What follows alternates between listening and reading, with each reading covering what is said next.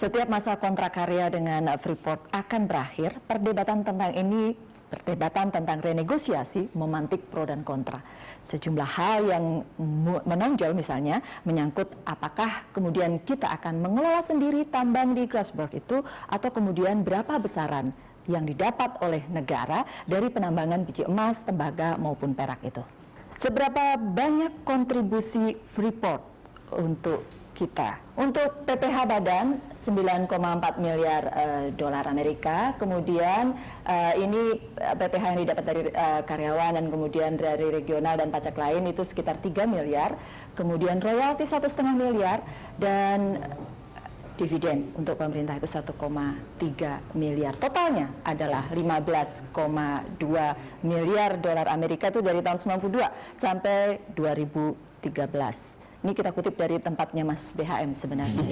Jadi angka ini. Tapi memang ya tadi kita katakan kan besar membuat orang pengen dapat sesuatu juga dari situ dan memang di mana-mana di dunia yang namanya bisnis tambang itu ya bisa jadi berkah, bisa jadi malah bahaya. Sehingga kadang-kadang dibilang sumber daya alam yang bisa jadi kutukan bisa jadi berkah. Nah ini saya kira kan pemerintah sekarang, apalagi saya kenal Pak Sudirman Said, saya yakin dia ingin supaya ini jadi berkah gitu ya buat kita semua. Tapi kita juga jangan lupa bisnis pertambangan itu adalah bisnis yang namanya siklikal. Kadang-kadang bisa untung gede, kadang-kadang bisa rugi besar. Dengan keadaan sekarang kita lihat di Australia misalnya sekarang kerugian akibat bisnis tambang yang turun banyak. Kalau kita lihat tambang batu bara lah di Indonesia, mungkin separuh lebih sudah selesai ya, bukan hanya bangkrut, berutang gitu ya. Jadi ini adalah risikonya juga tinggi. Kalau saya sih merasa khusus untuk Freeport, ini Freeport yang sekarang itu memang sesuatu yang lebih pasti. Karena apa? Karena tambangnya itu kira-kira kita udah tahu di mana, berapa besarnya itu perkiraannya cukup akurat lah gitu. Beda dengan tahun 67. Tahun 67 kan risikonya buat si Freeport menggali itu luar biasa gitu. Sekarang risikonya udah relatif jauh lebih kecil. Karena itu memang saatnya kita duduk bersama. Karena sekarang risikonya lebih kecil, boleh dong bagi-baginya berbeda. Dan itu kan gampang, kita lihat aja. Kalau saya gampang, lihat aja lah standar Kanada, Australia, dua negara demokrasi yang punya tambang merujuk ke negara lain yang punya yang juga demokrasi dan bersih.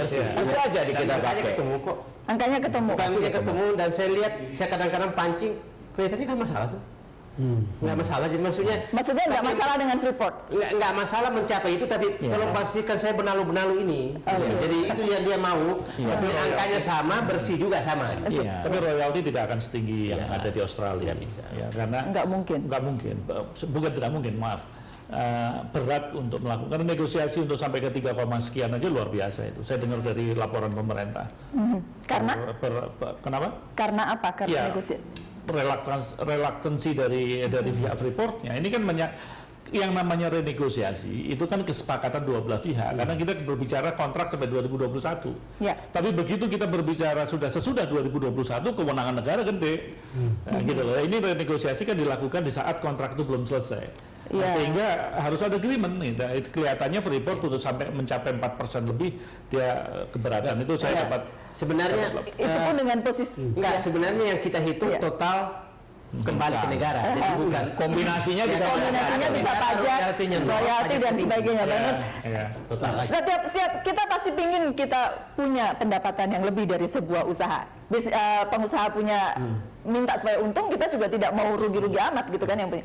Tadi saya sudah bilang bahwa sebetulnya posisi bargaining kita itu sudah lebih baik dibanding dulu ya. Saya termasuk dengan Pak Said Didu ini ke PT Freeport dan melihat tambang itu di sana. Ketika ada negosiasi untuk memperkecil area.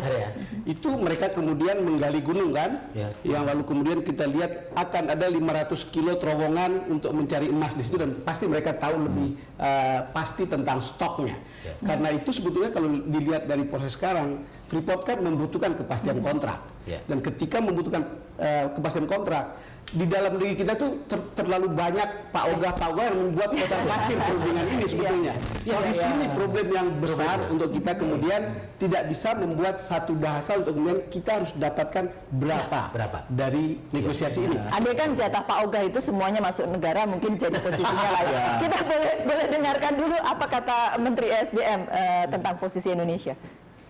Melalui satu komunikasi intensif dan konsultasi dengan pimpinan tertinggi negara, kita bersama Freeport mencapai satu kesepakatan untuk menjaga kelangsungan investasi jangka panjang yang nilainya akan mencapai 18 miliar dolar.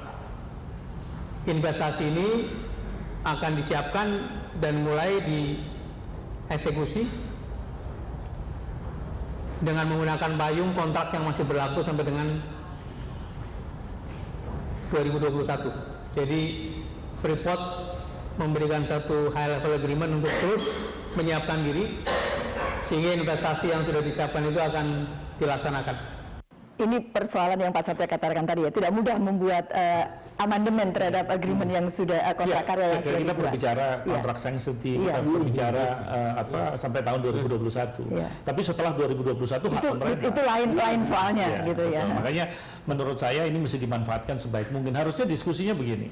Kita pengen mengarahkan kepada publik itu paling tidak dia sadar ya bagaimana kesiapan negara sih, bagaimana kita kekuatan daripada APBN kita, apakah kita punya, kalau di luar negeri ada sovereign wealth fund seperti ada di Brasil gitu, itu memang sesuatu yang sudah dia persiapkan ya untuk membeli cadangan-cadangan mineral dan juga sumber daya alamnya apabila negara mau masuk. Gitu. Sayangnya kita belum punya, tapi itu harus dimasukkan. Jangan sampai seakan-akan kalau kita misalkan nanti pada gilirannya sudah mendapatkan term condition yang bagus dengan Freeport, which is negara mempunyai keuntungan besar, dibilang anasionalis. Gitu loh. Kenapa kalau kita tidak kelola sendiri? Kan begitu kenyataannya, Pak. Di setiap kali perpanjangan kontrak selalu bicara soal begitu kita masukkan di dalam logika dagang yang benar, di mana pendapatan negara kita tingkatkan segalanya, orang akan tetap menembak kita, ya bahwa kita dianggap kita tidak berpihak.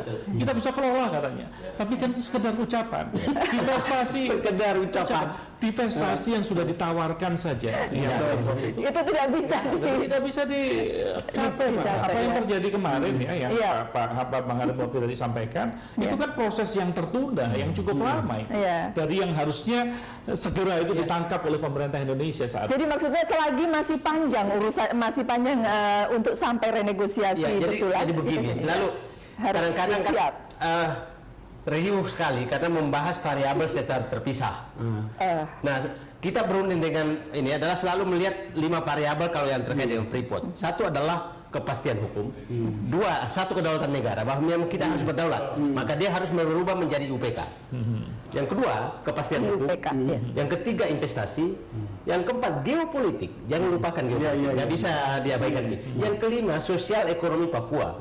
Kalau ini ditutup seminggu saja, maka bisa terjadi macam-macam di Papua. Di bagian akhir saya boleh dapatkan closing statement Pak Said.